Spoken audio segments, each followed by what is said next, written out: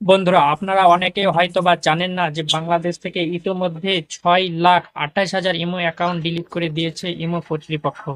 এর মূল কারণ হচ্ছে ইমোর কিছু গাইডলাইন আছে যেগুলো ফলো না করার কারণে, না মানার কারণে, নীতিমালাগুলো না মানার কারণে কিন্তু অ্যাকাউন্টগুলো ডিলিট করে দেওয়া হয়েছে। তো সেই ইমোর গাইডলাইন সম্পর্কে যদি আমরা না জানি তাহলে আমাদের ওই অ্যাকাউন্টগুলো ডিলিট হয়ে যেতে পারে বা ডিলিট করা হবে। কারণ গাইডলাইন এমন একটা বিষয় যেটা সবার ইমো ব্যবহারকারীদের জন্য খুবই প্রয়োজনীয় একটা জিনিস। তো কিভাবে সেই গাইডলাইন ফলো করব, কি কি নির্দেশনাগুলো মানতে হবে, চলুন দেখে নেওয়া যাক। তো তার আগে ছোট্ট একটা রিকোয়েস্ট, যারা এখনো আমার চ্যানেলটি সাবস্ক্রাইব করেননি এখনই সাবস্ক্রাইব করে আসুন, আর যারা আগে থেকে করে রেখেছেন তাদেরকে জানাই আন্তরিক প্রীতি, শুভেচ্ছা আর অভিনন্দন। তো চলুন শুরু করা যাক। তো বন্ধুরা, এটা দেখার জন্য আমাদের সবার প্রথমে ইমো অ্যাকাউন্টে চলে যেতে হবে। তো আমি ইমো অ্যাকাউন্টে চলে যাচ্ছি। ইমো অ্যাকাউন্টে যাওয়ার পর নিচে বাম সাইডে দেখুন একটা প্লাস চিহ্ন রয়েছে, প্লাস চিহ্নের উপরে আমাকে ক্লিক করতে হবে। আমি ক্লিক করে দিলাম। এখানে দেখুন মোর সেটিংয়ে ক্লিক করতে হবে। ক্লিক করে দেওয়ার পরে এভাবে ইন্টারফেসটা ওপেন হবে। এখানে একটু লক্ষ্য করুন, দ্বিতীয় নাম্বারে আছে সিকিউরিটি অ্যান্ড প্রাইভেসি, এর উপরে আমাকে ক্লিক করতে হবে। আমি ক্লিক করে দিচ্ছি।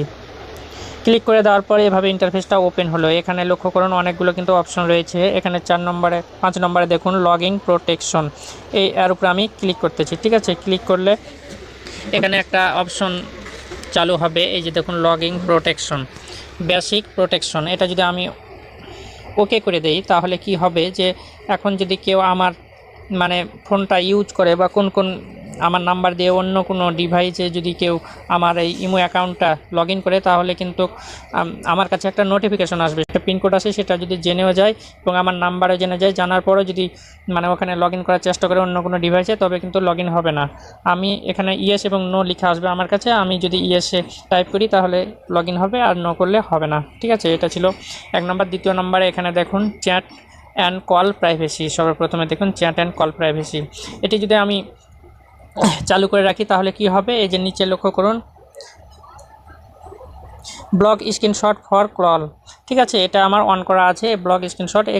এটা কি হবে যে এটা যদি আমি চালু করে রাখি, এই যে অপশনটা দেখুন, এটা যদি আমি চালু করে রাখি তাহলে কি হবে যে কারোর সঙ্গে যখন আমি ভিডিও কলে কথা বলবো তখন কিন্তু সেই স্ক্রিনশট নিতে পারবে না, আমার স্ক্রিনশট সে নিতে পারবে না, ওখানে ব্লক দেখাবে বা কালো একটা মানে দেখাইবে, মানে আমার স্ক্রিনশটটা সে নিতে পারবে না। এটা হলো মেন কথা। তো এটা অন করে রাখবেন, কারণ প্রাইভেসির জন্য অবশ্যই এটা অন করে রাখতে হবে। তারপরে এখানে দেখুন যে ফ্যামিলি গার্ড, এটা ইনভাইট করা যাবে, মানে 3 জনকে এখানে আপনি রাখতে পারবেন। এটা বলতেছে ফ্যামিলি গার্ড, মানে তাদেরকে শুধু এখানে রাখতে পারবেন। তো এসব করে রাখলে কিন্তু আপনি মানে অনেক প্রোটেক্ট থাকবেন, আপনার অ্যাকাউন্টটা প্রোটেক্ট থাকবে, সিকিউরিটি থাকবে, প্রাইভেসি থাকবে। ঠিক আছে, তো অবশ্যই এই অপশনগুলো আপনারা চালু করে রাখবেন। আর যেটা আরেকটি কথা বললাম যে বাংলাদেশ থেকে 6,28,000 ইমো অ্যাকাউন্ট ডিলিট করা হয়েছে, এবং কেন সেটা হচ্ছে যে ইমোর প্রাইভেসি না মানার কারণে ইউমির কিছু গাইডলাইন আছে যেগুলো ফলো না করলে কিন্তু আমাদের এটা ডিলিট করে দেওয়া হয়। সেটার মধ্যে হচ্ছে যখন আমরা ভিডিও কলে কাউকে কল করি তখন কিন্তু আমরা রক্তাক্ত কোনো জিনিস দেখাতে পারবো না, কারণ হতাশাজনক কিছু দেখানো যাবে না। বা অনেকজন দেখা যায় যে ইমোতে সেক্সুয়াল কিছু দেখাতে পারবে না। তারপরে ইমোতে অনেকজন বিজনেস করতেছে, অবশ্যই এটা আপনাদের খুলে বলতে হবে না, আপনারা নিশ্চয়ই বুঝে গেছেন ইমোর মাধ্যমে, ভিডিও কলের মাধ্যমে বিজনেস করতেছে। তো এগুলো কিন্তু করলে কিন্তু ইমোর গাইডলাইন ফলো করা হবে না। তারপর সেটা হচ্ছে যে অনেকগুলো বি গ্রুপ রয়েছে ইমোতে, যেগুলোর মধ্যে যদি আপনারা ঢোকেন ওখানে দেখবেন যে তর্ক বিতর্ক চলে, নানা ধরনের সেক্সুয়াল কথা বা অনেক বিভিন্ন ধরনের কথা বলা আছে। ওখানে যদি আপনারা থাকেন ওখান থেকে অবশ্যই বেরিয়ে চলে আসবেন। তো এই গাইডলাইনগুলো ফলো না করার কারণে কিন্তু আমাদের ইমো অ্যাকাউন্টগুলো ব্লক করে বা বন্ধ করে দেওয়া হবে। তো নিশ্চয়ই আপনারা বুঝতে পেরেছেন।